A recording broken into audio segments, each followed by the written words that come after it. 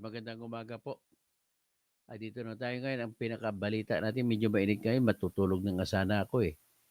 Pero ang problema ay ah, ano, binalita ng Rappler na baka naglabas na daw ng search warrant ang International Criminal Court.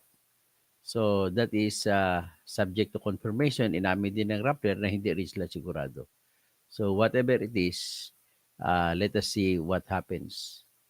Basta what is important is ay pag-usapan natin sa ngayon. Kaya mukhang totoo kasi sumibat si Digong Duterte papunta sa Hong Kong kahapon. So kung sumibat siya kahapon, maaring pwedeng sabihin, marami nag-spekular na mukhang alam niya na may papasok na warrant of arrest. Kaya pupunta ng Hong Kong at kung nandun na siya sa Hong Kong, ang palabas ay may rally daw ang mga grupo ng PDP o Team Suka sa Hong Kong at pagkatapos doon kung ano mang gagawin nila. Pero may spekulasyon din po na nagsasabi na ang gagawin lang po nila doon po ay parang staging ground para kung saan sila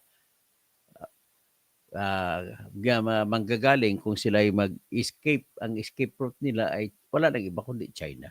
Kasi kaibigan naman ni Duterte yung China. So ganun po ang nakikita natin. Kung totoo man yan, no? At least nagkaroon ng pagkakataon na pareho din yung nagkasabay yung balita ng Rappler na may warrant of arrest na lalabas galing sa ICC para kay Digong Duterte. So yun ang sinabi doon. So kung ano man yan, yan ay that remains to be seen. But what is important is, let us talk this a little about this. Talaga bang totoong kampanya lang yun o hindi? So I will present to you the news as presented by Rappler. Pero saan ba yung Rappler? Di ba nabura ko? Dali lang. So Rappler.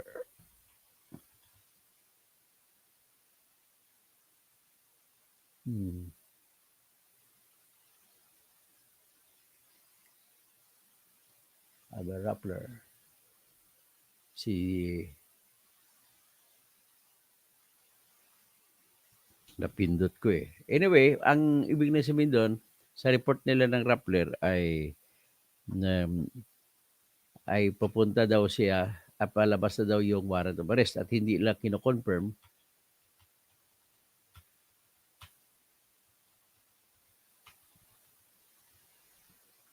ito arrest warrant for Duterte. Yun, so basahin natin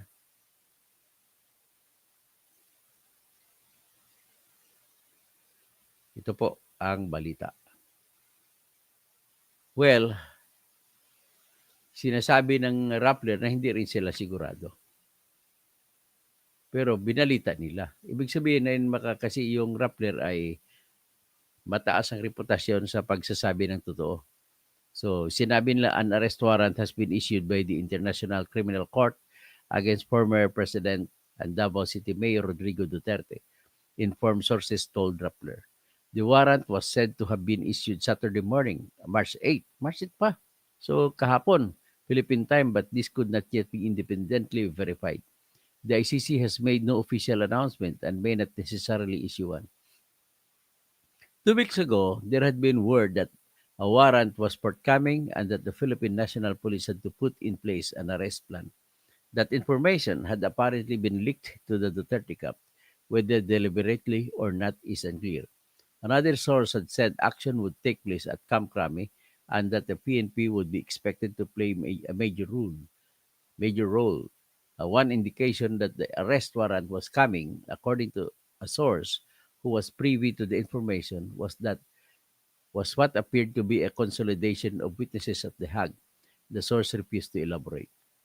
A second source, citing reports on the ground, said Duterte departed Davao for Manila at 9 p.m. on Thursday, March 6.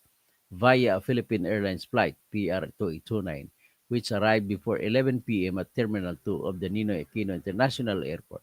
Early morning, Friday, March 7, Duterte and his entourage headed for Terminal 3 and boarded the Cathay Pacific Flight CX-912 to Hong Kong. A report by the Standard in Hong Kong on March 8 confirmed Duterte's arrival in what is known as a special administrative region of China. The Standard said that Duterte was spotted in Causeway Bay Saturday afternoon at the Lee Theatre Plaza, in particular, accompanied by 10 people, including bodyguards. He was seen using an escalator leading to the area's restaurants, the Standard reported. Members of Duterte's entourage include former First Lady Hanelit Avancina, former Executive Secretary Salvador Medialdea, former National Intelligence Coordinating Agency Director General Alex Paul Monteagudo, former PNP Intelligence Director Nelson Kinsay, and former Davao Region Police Chief Brigadier General Fillmore Escobar. Kinsay and Escobar were accompanied by their wives, PNP ground sources said. Salvador Panelo, former chief presidential legal counsel, was cited in the report as saying that Duterte flew to Hong Kong to thank overseas Filipino workers on Sunday, March 9, for their support and not for anything else.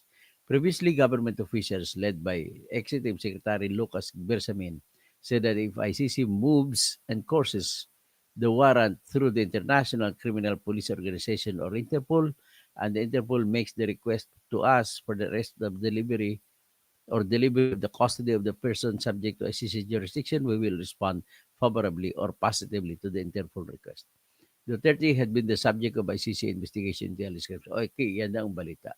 Well, unfortunately, hindi pa confirmed ng Rappler. But anyway, ang confirm lang, ipakita ko lang siguro ang balita na nandun si Duterte sa Hong Kong. Ito, pakita ko yung The Standard ng Hong Kong. Balita sa Diarios Hong Kong ito. So nakita na ninyo? Yan, Diaryo yan sa Hong Kong. Oh, yan, si Duterte oh, yan. Tapos dito, ito siya oh. Oh. Exclusive, ex-Philippines President Duterte spotted in Causeway Bay amid ICC warrant rumor, sources said. So pati sa Hong Kong na dyaryo ay nakarating na rin sa kanila ang rumor ng warrant of arrest. Yan. So former President Rodrigo Duterte was seen in Causeway Bay on Saturday afternoon amid rumors of an arrest warrant. Pero doon ay kumain lang siya. So yan po ang nakita natin. Next is everything is ganun lang ang istorya. Ngayon, in the meantime, nag-check ako sa source ko at nalaman ko mukhang hindi pata to sigurado kasi ang testigo sa ngayon ng na-present ng ICC ay si Mr. Arturo Las Cañas, nandun na sa Netherlands. At andun na rin yung pangalawang mabitibay na testigo, si Matubato, si Edgar Batubato. So sino pang iba? Baka si Colonel Asierto ay nandun na rin. So next, ang ating i-anunso sa inyo, naghahanap po ngayon, nanawagan po yung ICC ng mga bagong testigo at ipakita ko sa inyo yung kanilang panawagan. Nakatagalog. Ayan. O, nakita nyo? Panawagan ng ICC para sa mga saksi. Iyon po ang anunsyo ng ICC. At kung may testigo kayo o kung may alam kayo na kilala ninyo, ay pwede kayong i-click nyo lang HTTP Appeals ICC CPI. Basahin ko yung anunsyo ng ICC. Nakatagalog, maraming mga Tagalog doon na personnel ng ICC. Iniimbestigahan ng tanggapan ng taga-usig ng pandaigdigang hukumang pangkrimen or International Criminal Court, ICC, ang mga aligasyon ng mga krimen laban sa sangkatauhan, kabilang ang pagpatay, torture, at karahasang sexual na sinasagawa bilang bahagi ng tinatawag na kampanyang giyera laban sa droga, War on Drugs, sa pagitan ng Hulyo 2016 at Marso 2019. Nanawagan kami sa mga direktang saksi sa mga pangyayaring ito, kabilang mga miyembro ng PNP at iba pang mga alagad ng batas na sangkot sa mga pangyayaring ito na lumapit at makipag-ugnayan sa amin. Kung nais niyong gawin ito, mangyaring bisitahin ang susunod na link upang confidential ninyo na maibahagi ang inyong mga impormasyon. So, kahit hindi ka na magbigay ng pangalan, pwede buksan natin ito yon. So, ito nakita niyo, IECC, Witness Appeal. Okay? So, nakita niyo yan. Tapos, i-click niyo English o Filipino. Filipino, i-click natin. Tapos, CAPTCHA, i-click natin na I'm not a robot. So, tapos, oo, sabihin mo dito, oo na mayroon kang, kung ikaw biktima at ikaw magtitistigo, bilagay mo ng oo. Kung hindi naman ikaw, mag-click ka kung anong pangalan mo, optional. Hindi mo lang lagay pangalan mo. Pwede rin ito, telephone number mo, lagay mo yung local na cellphone number mo. At ang address mo, ilagay mo rin dito. Tapos, kung alin man ka, pumili lamang ng unang magsagot. Ang tanong dito, ano magiging papel mo? Kasalukuyan o dating opisyal ka ba ng PNP o PDEA? O pasok ka doon kung magre-report ka. Kasalukuyan ka ba o dating opisyal na kawani ng NBI o pwede rin ipag-dating NBI? Kasalukuyan o dating opisyal ka ba ng barangay, lungsod o bayan? O kasalukuyan o dating opisyal ka ba ng pamahalaan, mababatas o usapin ng hudikatura? O tapos biktima o saksi ng isang krimen na may kaugnayan sa gera laban sa droga sa pagitan ng Nobyembre 2011 at Marso 2019 at iba pa. Yung iba pa, pwede mo sabihin kung may alam ka, iba pa ang i-include nyo, i-click. Tapos, i-submit nyo na. Okay? So, ganun lang. Maglagay lang kayo ng alias ninyo kung ano. So, ibig sabihin, very clear na po na ang ICC ay aktibo na gumagalaw. So, pinakahuling galaw nila ay yung nananawagan sa mga testigo. So, yan po ang pinakahuling galaw sa ICC. Ngayon, sariwain po natin ang mga pangyaring akusasyon. Dito po, ipalabas ko sa inyo yung akusasyon. Ang proseso pala kumuha ng warrant of arrest ay ito.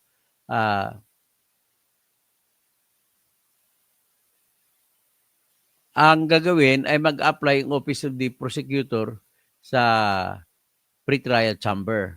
At mag-apply kung ibig sabihin, pag-apply siya na arestuhin, pero pwede rin mag-apply na padalhan lang na sabpina. At kung sabpina lang ay, kung hindi naman kailangan na arestuhin kasi pag kampante sila na yung tao ay magpapakita rin sa korte, hindi na nila arestuhin. Isasummon lang nila at pupunta roon kung may hearing. Ito ang kwan. What states can do to strengthen who is responsible for the arrest. So, ang estado ang mag-aresto. So, ito ang nakalagay.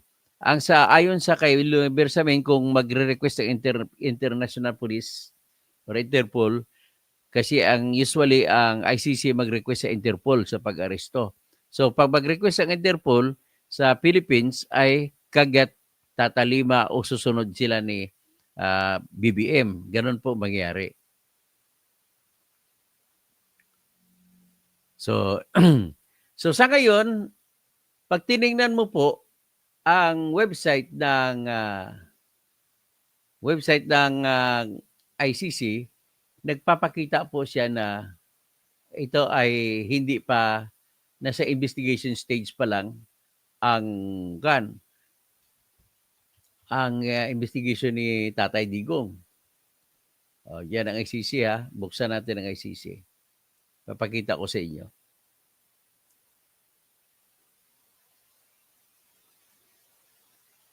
Mali. Ito.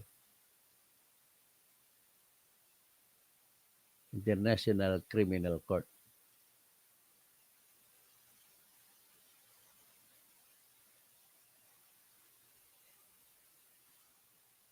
ICC.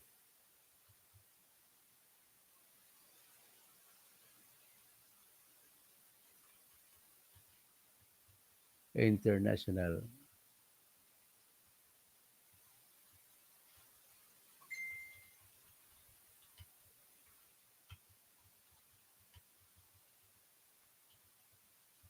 International Criminal Court.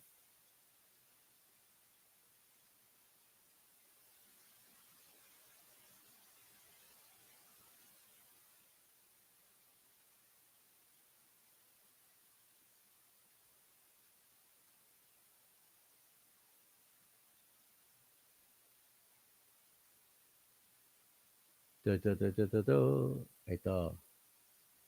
So, ipakita ko sa inyo ang website ng International Criminal Court para masundan nyo ako.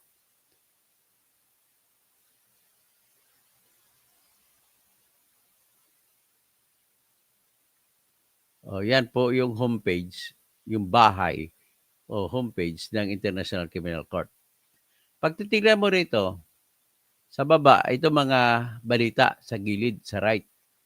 Tapos, dito, pag makita mo, situations and cases, dito mahanapin. So, sa investigations, dito pa lang, makalista ang Philippines, Republic of the Philippines. Sa cases, wala pa tayo sa cases. Wala pang dependence. Sabi sabihin, sa investigation stage pa lang tayo. Okay, sa investigation, ito, Republic of the Philippines. Yan po ang investigation. Okay? So, sa madalit sabi, ay pwede pang mangyari na hindi pa totoo, pero pwede na rin mangyari na totoo. Dalawang bagay. Kasi po ang iba naman ang sistema sa International Criminal Court. Dito sa Pilipinas, dadaan ka muna sa piskal. Ganun din, ang piskal na yan ang Office of the Prosecutor. At kung may probable cause, iakyat sa korte. Sa kanila din, may probable cause. Pero sa kanila, kahit na wala pang probable cause at kailangan nila na i-aristo, aristuhin, papa-aristo, magre-request sila sa pre-trial chamber ng mga judges din. Ganon po ang kanilang sistema. So, maring totoo kasi dati si Arturo Las Cañas lamang ang testigo. Ngayon, ando na si Edgar Matubato. At sa tingin ko si Colonel Asierto baka nandoon na rin. So, kinuntak na rin. At saka kayo, nakikinig sa akin, kung may kakilala kayo, pwede kayo pumunta doon sa website, pagbukas kayo sa website ng icc.com. At i-click niyo doon na nananawagan sila ng witness, ng testigo, kontakin niyo sila at sila na bahala. Baka bigyan pa kayo ng pera, pamasahe papunta sa the Netherlands. Sikreto lang yan. Hindi nyo kailangan, kasi tinawagan na rin ako minsan yan, pero hindi kami, yung testigo na hinahanap ko ay hindi nakatuluyan. So, ibig sabihin, hanggang doon lang ako. So, nevertheless, this is a good development, whatever it may be, kasi ito na po ang hinahanap naman ng tao, yung katarungan. Okay, kung talaga may sala si Digong, ay talagang parusahan talaga natin. Kung wala, ay di, wala. Ganun lang kasimple. Pero anyway, nais ko lang din isariwain yung mga kwento sa likod na ginamit yung mga ginamit na kaso laban kay Digong kung bakit umakyat ang kaso. So basahin natin siguro sabay-sabay.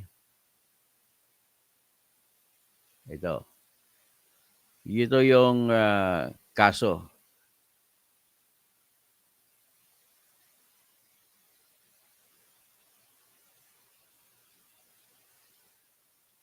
Okay, nakita nyo, palakihin ko. Pursuant to paragraph number 1, introduction.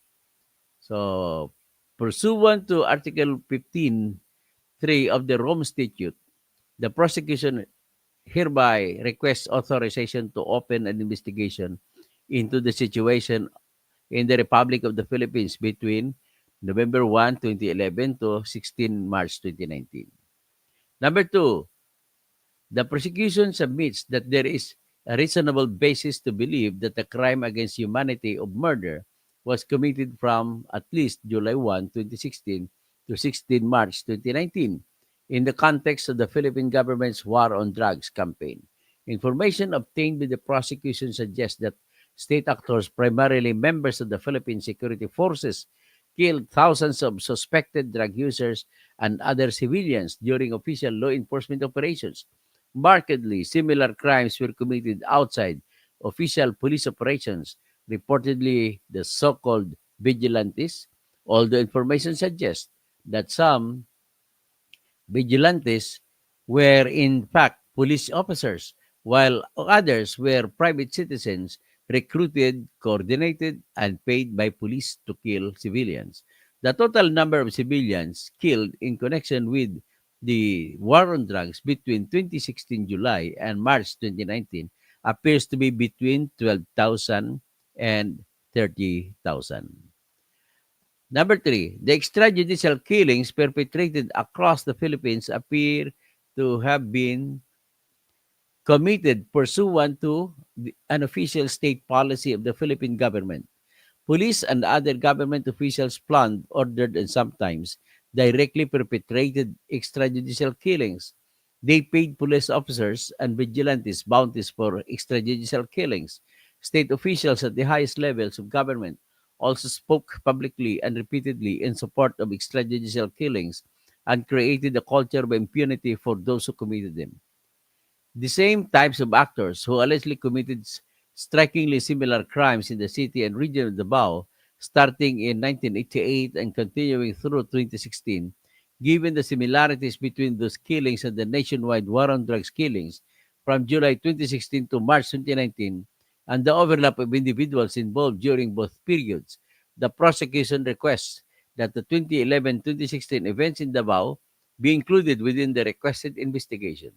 The court has jurisdiction over the crime. So, malaban sa salita nila na Duterte, ni Medialdea, at sila ni Salvador Panelo, ni Harry Roque, sinasabi ng court tahasan, the court has jurisdiction over these crimes. While the Philippines withdrawal from the statute took effect on 17 March 2019, the court retains jurisdiction with respect to alleged crimes that occurred on the territory of the Philippines while it was a state party member from 1 November 2011 up to and including 16 March 2019. Number 6, the prosecution appends to this request a table of contents, Annex A1, a risk assessment, Annex 2 and 3, a chronology of relevant events, Annex 4, and an explanatory glossary of relevant names of institutions and of other acronyms, Annex 5. The prosecution confirms its readiness to provide additional information or respond to any questions by the Chamber pursuant to Regulation 28 of the Regulations of the Court. So, level of confidentiality, say redacted, ibig sabihin tinanggal. Now, number 3, there is a reasonable basis to believe. So, mismo yung International Criminal Court Trial Chamber ang nagdesisyon na merong basihan ang reklamo at tinanggap na ng International Criminal Court mula sa Office of the Prosecutor ang kaso. Letter A, context of the war on drug campaign in the Philippines. Number 9, in 2015, the Dangerous Drugs Board, the body tasked with defining the Philippines' policy and strategy on drug abuse prevention and control, commissioned a nationwide survey which estimated that there were 1.8 million drug users in the Philippines, a figure cited by the government of the Philippines as the official number of drug users.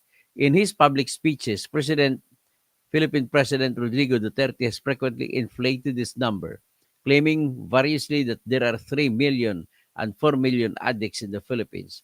From as early as February 2016 and throughout the World War on Drugs, the Philippine Drug Enforcement Agency repeatedly reported that a high proportion of the country's barangays were drug affected, meaning that a drug user, dealer, manufacturer, marijuana cultivator, or other drug personality had been proven to exist in such locations and initiated that the war on drugs should continue until all barangays could be considered cleared. According to the Dangerous Drugs Board, the most used drugs in the Philippines are methamphetamine, hydrochloride or sabu, and cannabis, marijuana. So, next, period prior to the launch of nationwide campaign.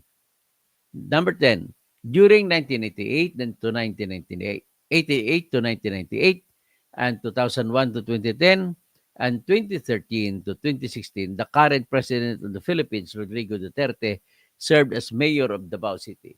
Throughout his tenure as mayor, a central focus of these efforts his efforts was fighting crime and drug use, earning him the nicknames the Punisher, the Duterte Hari, for the violent manner in which he sought to combat crime. On multiple occasions, Duterte publicly supported and encouraged the killing of petty criminals and drug dealers in Davao City. Number 11, Drag Duterte's tenure as mayor, Davao City Police officers and the so-called Davao Death Squad, a vigilante group comprising both civilian and police members, linked the local administration allegedly carried out at least 1,000 killings. Those killings share a number of common features with killings during the later national war-on-drug campaigns, including the victim profile, advance warning to the victim, perpetrator profile, the means used, and the locations of incidents. In 2016 and 2017, two men, including a retired police officer, claimed during Philippine Senate hearings to have been part of the DDS and to have been ordered and financed by then Mayor Duterte to carry out extrajudicial killings of suspected criminals and drug personalities. In 2016, Duterte ran for president. His campaign platform centered on promises to launch war on crime and drugs, inter alia by replicating the strategies he implemented in Davao City during this time as mayor. So anyway, hindi ko na pabahain, mahabang masyado ito. Ang gagawin natin, magpili lang tayo ng mga insidente na pinili nila. Kung inaprubahan, ito yung approval ng mga judges sa pretrial chamber. Kung inaprubahan nila, ibig sabihin malakas ang kaso laban kay Duterte. Yan lamang po ang ibig sabihin nito. So, ito, important events to. July 1, 2016, up to middle of October 2016, ay nag-implement sila ng Project Double Barrel sa 3 buwan. At sinama dyan ang mga trabaho, ang Operation Tukhang at saka Operation HBT. Ang Tukhang ay tok-tok, hangyo, o di kaya katok-katok at makiusap.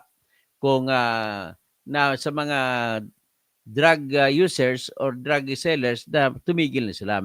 Pagkatapos, dapat may iaalok ang PNP na tinatawag na rehabilitation. Ang problema, pinapatay. Yan ang nangyari. So may Operation HBT, yan naman yung tinatarget, walang tukhang-tukhang, kundi hanapin, babarilin. So sa phase 2, o sa pangalawang yugto, mula 26 October 2016 hanggang 29 January 2017, the implementation project Double Barrel Alpha expanded the scope of Double Barrel, focusing the neutralization of high-value targets and extending Operation Tukhang to schools, business establishments, subdivisions, and condominiums, in addition to visits to drug suspects' residences. So phase 3, January 2017 to 5 March 2017, saw the temporary suspension of police anti-drug operations following the killing of Korean national Ji Ik-ju by PNP personnel. The anti-illegal drug group, the body responsible for coordinating all anti-illegal drugs operations at all levels of the command within the PNP in the context of the Operation HBT, along with associated in anti-illegal drug units from the national to police station level, were dissolved on Duterte's orders. Duterte ordered the PDEA to take over all the anti-drug related operations. Okay, diretso. Phase 4, March 6, 2017 to 10 October 2016, corresponding to the implementation project Double Barrel Reloaded. This time, balik ng mga PNP. Wala na yung hindi lang PDEA, dati PDEA. So anyway, ito mga project. Kung the fact na inaprubahan ito ng korte, ibig sabihin totoo ito yung mga kwentong ito. May bahid ng katotohanan. Kundi lang, ebidensya na lang ang kailangan ipresenta. Pag makita ko yung mga ebidensyang ginamit po ng International Criminal Court na Office of the Prosecutor, ang sinasite na puro mga labas sa dyaryo. Labas sa BBC, Obama calls of meeting with Philippine leader. Ayaw na makipag-meet kay Digong kasi patay-patay nga. O, dami dito, no? Mga labas sa YouTube, labas sa dyaryo. Ito, dami mga sinite. So, murders allegedly committed in the context of war on drugs since July 2016. So, the information reviewed by the prosecution provides a reasonable basis to believe that between at least 1 July 2016 and 16 March 2019, members of the Philippine Security Forces and other often associated perpetrators deliberately killed thousands of civilians suspected to be involved in drug activities. So, ang estimate ay 12,000 to 30,000. Yan po nakalagay dyan. Sinulat mismo ito. Ito, magbanggit tayo ng mga example dito. Mga binanggit doon sa kwan na binigyan diin ng korte na International Criminal Court. Killings and purported by bus operations. May mga binanggit sila doon mga example. Ito, for example, police killed Norberto Maderal on 19 October 2016. The police claimed that Maderal drew a gun and tried to open fire at plainclothes officers, posing as drug buyers. The victim's nephew, however, stated that Maderal was unarmed and that he heard Maderal begging for his life before he heard the police fire 2 shots.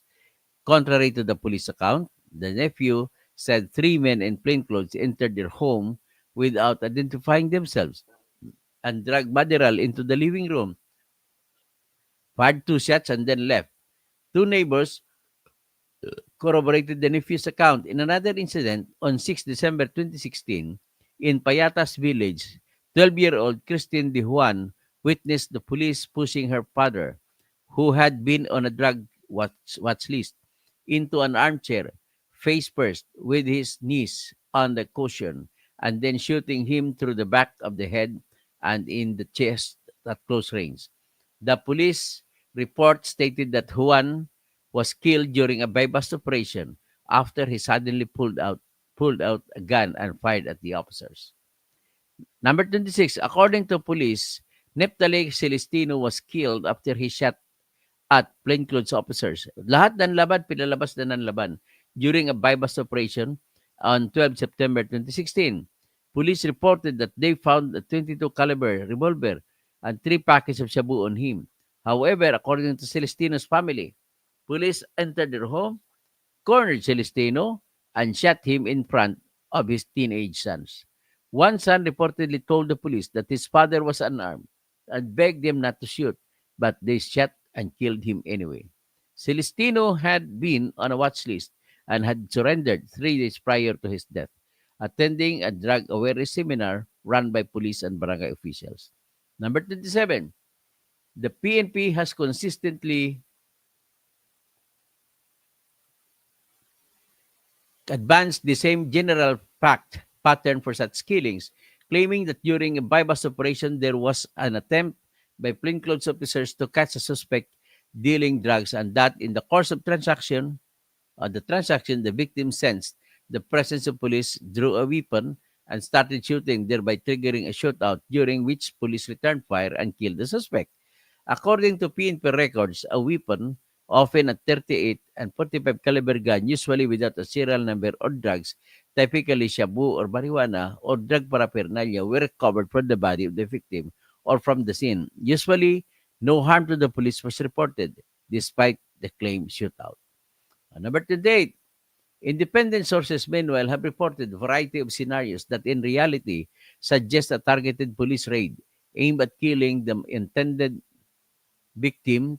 In a number of instances, armed men in plainclothes and with masked faces, later identified as police, reportedly arrive at the victim's house, often in a van or on motorbikes, barged into the house, frequently without identifying themselves, identified and confirmed the presence of their target, isolated the victim by moving him away from the relatives or other potential witnesses, and then shot the victim. In some cases, the victim was dragged into an alleyway and killed there at nearby. In other cases, reported by the police as bypass operation, witnesses claimed the victim was asleep when the police raid took place.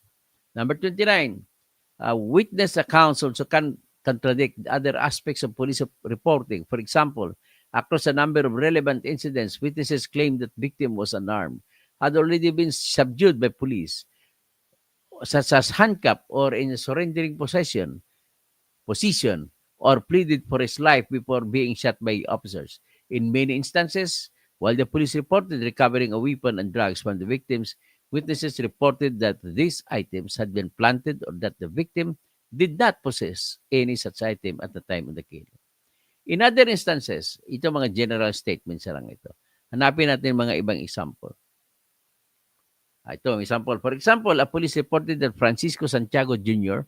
was killed during a bypass operation after Santiago's companion took out a gun and shot at policemen, forcing them to fire back. However, Santiago, who survived being shot, explained that the police, in fact, held him in the local police station for 12 hours before bringing him to a dark alley where they shot him in the chest. Buti lang buhay. So, killings during purported Tokhang operations. Ito, general statement ito. Maghanap ako ng mga samples dito. Ito naman, an emblematic case of murder, an attempted murder in the course of purported Tokhang operation involved Efren Murillo. According to Murillo, police officers in civilian clothes detained him and 4 friends in a house, pointing guns at them and tying them up. The policemen later shot each of the 5 in execution-style killings, some inside the house and some outside. Murillo, who was wounded, played dead. Nagpapatay-patay siya and heard many gunshots as well as screams and cries. Other witnesses indicated that they saw one victim on his knees, crying and begging right before he was shot. Murillo's account of the incident is supported by independent assessment of the autopsy findings and medical records by physicians for human rights. The PNP meanwhile reported that the killings took place during the Tokhang operation and that the 5 men fired at the police officers who shot back and killed 4 men while Murillo was wounded and escaped. In another incident, police reported that on 13 September 2016, Rex Apari was shot and killed during a Tokhang operation. According to the police report, patrolling officers identified themselves as police and approached Apari, who suddenly drew out his gun and fired shot on approaching lawmen, but missed his mark, after which the police were constrained to retaliate. By contrast, several witnesses reported that plainclothes police entered Apari's home and in front of his mother and girlfriend dragged out Apari, who was crying and begging the men not to kill him. Reportedly, one of the armed men was overheard saying, "Sir, you can have him brought down, sir. We're killing him. It's positive." The men subsequently shot Apari in the back of the head. After uniformed police later arrived and kept the family outside, 2 more shots were heard from the inside home, and later his family saw that Apari had wounds to his head, gut, and chest. Killings in the context of one-time, big-time operations. Okay. Police also killed victims during the so-called one-time, big-time operations. Large-scale, high-intensity police operations in which activities like sweeps, buy-busts, and checkpoints are carried out simultaneously in multiple locations. Ganun pala pag one-time, big-time, taglilimang raid, sabay-sabay. So, 36, number 36, one well-known example is the death of 17-year-old Kian de los Santos, killed by the PNP on 16 August 2017. Witness testimony and CCTV footage indicates that immediately prior to being shot, De Los Santos was dragged unarmed into an alley by police officers and was overheard begging for his life. De Los Santos' body was subsequently found dead in the same alley. An autopsy showed that he died of 3 gunshot wounds to the head and back, the first and second of which were fired when the victim was on the ground, face down. The police claimed, however, that De Los Santos was killed during an OTBT, one-time victim operation, when he tried to evade arrest and opened fire on the police. In some cases, victims were taken into custody by police and later found dead. Despite obvious discrepancies in the timeline, police claimed that such victims were killed in shootouts after resisting arrest. In one example, police reported that Christian De Leon and his nephew Joward Valiente were shot and killed during a one-time, big-time operation on 17 August 2017 after the resisted arrest. However, CCTV and eyewitnesses accounts confirmed that the 2 victims were arrested and handcuffed earlier that night. They were later found dead with torture marks and multiple gunshot wounds on their bodies. So, ito, redacted. So, letter D, killings in other official operations. Ang dami-dami. Tapos kay, sino naman ito? For example, according to police, 10 October 2016, Mario Rupilio was shot and killed by anti-criminality patrol after he failed to stop his motorcycle and fired shots at the police. Witnesses, however, saw Rupilio brought in handcuffs into a police station where he was interrogated and beaten and later dragged out of the station with a sack over his head and left in the back of a waiting tricycle. Later that day, Rupilio's body appeared in a hospital morgue. He had been shot 7 times. Rupilio's brother stated that his body also showed signs of beating, including bruised kneecaps, swollen arms, and broken shoulders. Rupilio's brother also claimed that the gun allegedly recovered at the scene did not belong to Rupilio. A similar incident involved the killing of 18-year-old Joshua Camilang.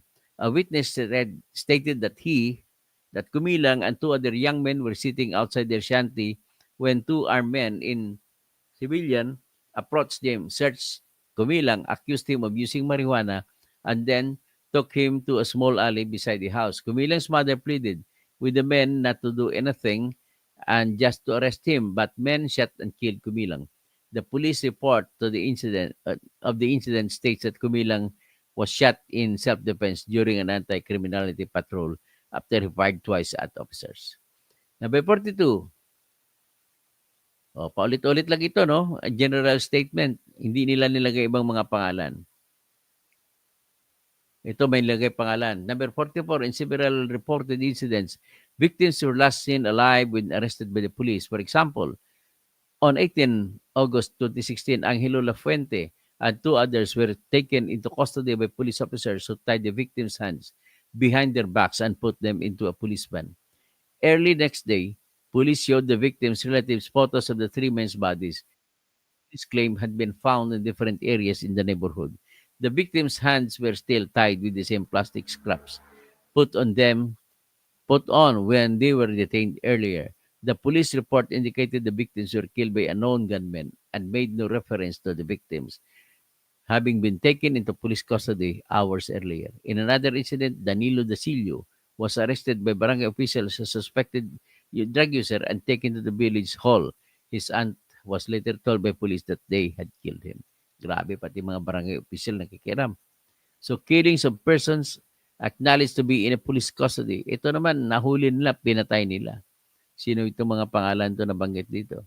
Si Renato and JP Bertis sa Pasay City naman to, who were killed on 7 July 2016 while being held at the Pasay City Police Detention Center after being arrested for drug-related offense. Police claim the victims were shot in self-defense when they attempted to grab officers' guns while being transferred to their cells. Results of the investigation by the Philippine Commission for Human Rights, however, found that the two victims had been incapacitated by the beatings before they were shot. JP Bertes had a broken right arm and thus could have engaged in violent attack claimed by police. 47. A similar example is that of Rolando Espinosa Sr., former mayor of Leyte, who was personally identified by Duterte as a high-value drug personality and later arrested by the PNP following a raid of his home. On 5 November 2016, Espinosa was reportedly killed in a shootout in his cell at the Leyte Sub-Provincial Jail in Baybay City. However, following an internal investigation, the Philippine Department of Justice concluded that members of the PNP planned the killing of Espinosa and his cellmate and had craftily executed the killings under the pretense of implementing search warrant. These conclusions led to the indictment of several officers suspected of conspiring to commit the killings in March 2017, referring to 19 police officers charged for Espinosa's killing. Duterte stated, "Who will I believe, the witness in jail or my cops? My cops, they have been charged with murder. I will support them. There is no problem." Other incidents of killings in detention themselves demonstrate a similar pattern of conduct. So, napakarami, no? Ang hirap, ang haba basahin. But then, what is important is, pinakita ko sa inyo ang tindi pala ng mga ebidensya ng International Criminal Court. So, nasa inyo na yan. Marami pa. Actually, nabasa ko nga, kasama pa dito yung pagpatay kay Paruhinog doon sa Osami City. So, nabanggit din dito yung mga opisyal diyan sa kasama na pasama to si Uwaminal, si gobernador ngayon. Si Sevilla, Henry Sevilla Uwaminal. Henry ba 'yun? Nakalimutan ko first name niya. Anyway, what is important is dito, pinakita ko sa inyo na tindi ng mga krimen na nagawa. So, good AM na lang sa inyong lahat, at matulog na tayo. Renato Serra, sino pa? Si Edwin Ferrer Rodriguez, tapos Sedgar, ICC, may RC Europe is in turmoil. One, pakialam nila sa Pinas. Ganun ba? Rabrever, Cabardo, Arado, Sibut, No China, Digongyo, Ferdinand San Juan, good morning po, Atty. Engineer Toto. Bunyog, Katotohanan. Robert Manawis, good morning, Doc. Crisanto Jesus Mamenta, tapos naimbag nga bigat, Attorney watching from France. Okay. Si Siok, Takbo, Dikongyo, Orlando Catalan, good morning. Ili at Iyo, good news para sa mga Pilipino at victims. Pipito Duran, watching from Guam, may spy sa Pilipinas sa loob ng government ahensya. Rodolfo San Jose, good morning, Engineer Toto Kausing. Anton, si Lagman, testigo daw, sabi ni Ninoy. Si Lagman, ang alam ko, si Lagman namatay na eh. Equilibrium files, if totoo, ang ICC warrant of arrest, idadaan sa Interpol, good news to.